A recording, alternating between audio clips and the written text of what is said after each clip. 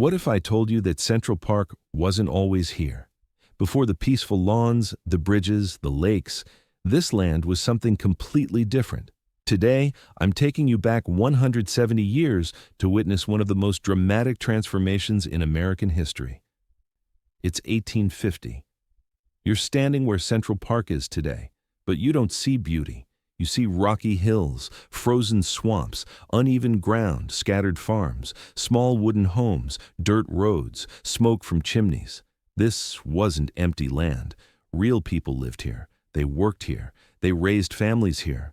This place was called Seneca Village, a strong African-American community.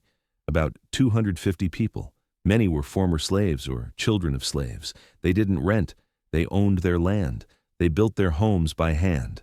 They had 3 churches, a school, gardens, graves of loved ones, weddings, funerals, Sunday prayers. This wasn't just land. This was a life. Remember that name, because in a few years, they will be gone. New York was growing fast, too fast. Crowded streets, dirty air, no space to breathe. Rich leaders wanted a grand park like London and Paris, something beautiful, something impressive.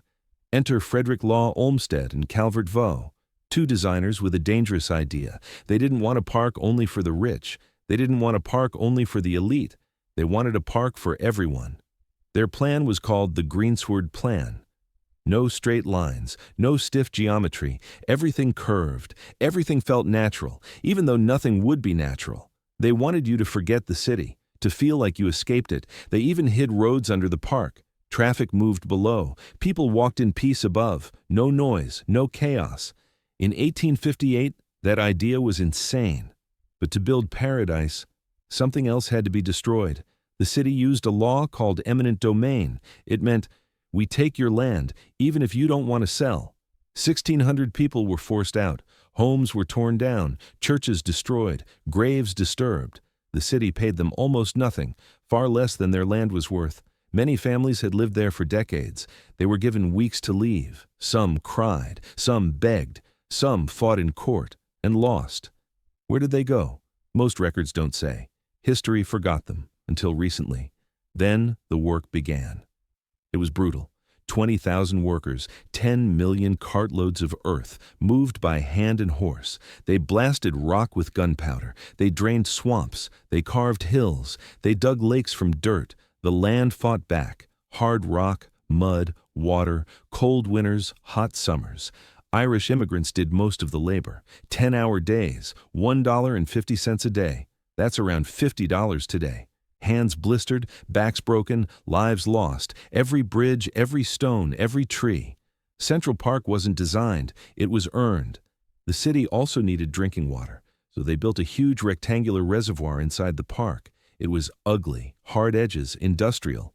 Olmsted and Vaux hated it, but they couldn't remove it, so they hid it. Trees, hills, curves. Later, a second oval reservoir was added. That one fit their dream better. They turned a problem into beauty. Look at the oval arch bridge. Those round holes weren't decoration. They made it lighter and stronger. It kept walkers and riders apart, so horses didn't crash into people, so children could walk safely. Design with purpose. In 1934, it was destroyed. One of the original bridges, gone forever.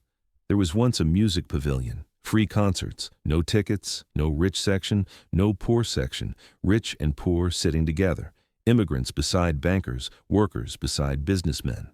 For a few hours, class didn't matter. That was the dream. By the 1870s, the vision was real. 100,000 visitors on Sundays, carriages rolling, families picnicking, children running, boats on the lakes, music in the air. In a divided city, Central Park tried to belong to everyone. It wasn't perfect. Some rules were unfair. Some people were pushed away. But it was a start. In 1949, a massive drought hit New York. The reservoirs were dangerously low.